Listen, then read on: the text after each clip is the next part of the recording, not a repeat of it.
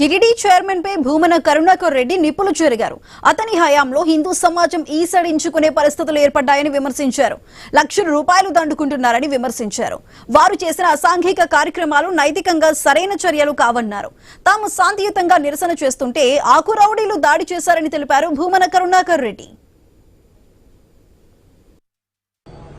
కామక్రీడలు బయటికి వచ్చిన తర్వాత మొత్తం హిందూ సభ్య సమాజం అంతా ఈసడించుకొని ఆ వ్యక్తి ఆ పదవికి అనర్హుడు, ఆయన రాజీనామా చేయాలి లేదా ఆయనను తిరుమల తిరుపతి దేవస్థానం నుంచి గెంటివేయాలి అని మొత్తం హిందువులంతా కూడా గొంతెత్తి ఘోషిస్తున్న నిమ్మకు నీరెత్తినట్టుగా ఉన్న కూటమి ప్రభుత్వం, ముఖ్యమంత్రి చంద్రబాబు నాయుడు గారు ఆయన చేస్తున్నటువంటి కార్యక్రమాల వలన ఆ వికృత చేష్టలను బలపరిచేటువంటి ఆకు రౌడీలంతా బిఆర్ నాయుడు పంచన చేరి బిఆర్ నాయుడు వాళ్లకు ఇష్టం వచ్చినట్టుగా దర్శనాలకు సంబంధించినటువంటి వెసులుబాటు కల్పించటంతో రోజుకు 3,000-4,300 రూపాయల శుభదం టికెట్లు, విఐపి బ్రేక్ దర్శనాలు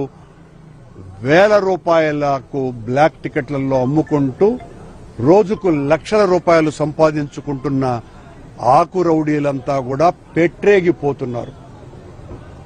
2 రెళ్లు 4 అన్నందుకు గుండాలు గండ్రాళ్లు విసిరే సీమలో క్షేమం అవిభాజ్యం అంటే జైళ్లు నోళ్లు తెరిచే లోకంలో ఇప్పుడు మనం ఉన్నట్టుగా స్పష్టంగా అర్థమవుతుంది.